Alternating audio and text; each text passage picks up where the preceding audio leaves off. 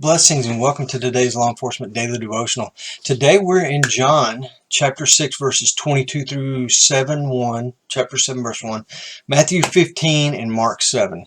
And we're going to get started. John chapter 6 verse 24. This crowd that had been following Jesus, they knew where to find him. When all of a sudden, he dismisses the crowd and he goes and finds a lonely place to pray, they recognize he's gone. They don't know where he is, but they go back to his hometown of Capernaum, and sure enough, there he is. Chapter 6, verse 29, the work of God is to believe him who he has sent, which is Jesus. And I love the thought of that, because we often wonder as Christians, what kind of work does God have for me? What does he want me to do? And it says right here, the work of God is to believe in Jesus, his son.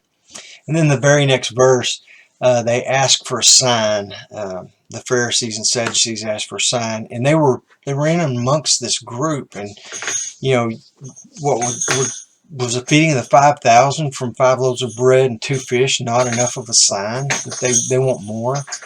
And then in verse 6:35 is one of the great I am statements from Jesus.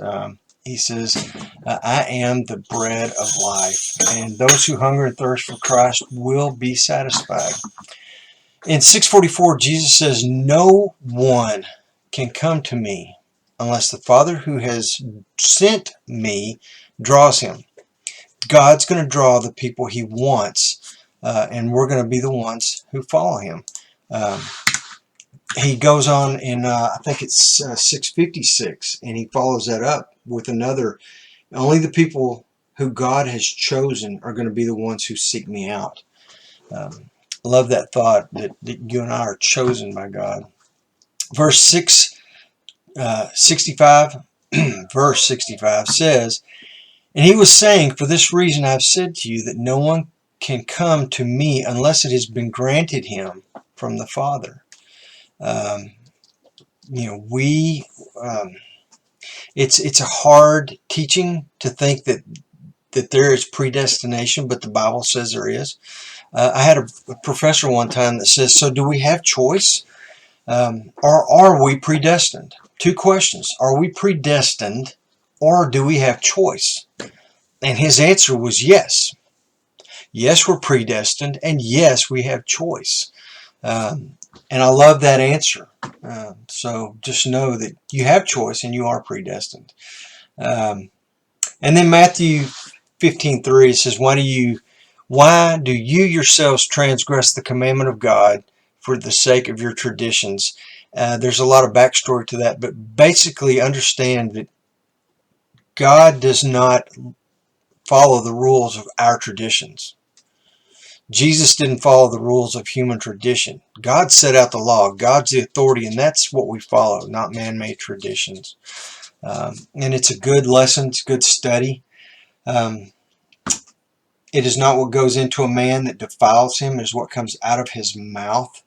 And that goes back to one of the traditions where the Pharisees thought that, if you ate out of a dirty cup, or if you ate out of a dirty plate or drank from a dirty cup, or if you ate with dirty hands, that because those things were dirty, it would defile you. And Jesus says that doesn't defile you. What you eat goes into the stomach, blah, blah, blah.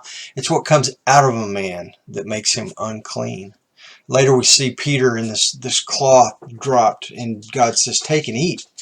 And there were unclean animals there. And Peter said, Lord, no, those are unclean. I'm not going to eat that. And God says, I'm sorry, it was Paul. It was Peter. And God says, don't call anything that I made unclean. I love the thought of that. Anyway, in Mark chapter 7, verse 14 and 15, it says, after he called the crowd to him again, he began saying to them, listen to me, all of you, and understand there is nothing outside the man which can defile him if it goes into him. But the things which proceed out of the man are what defile him.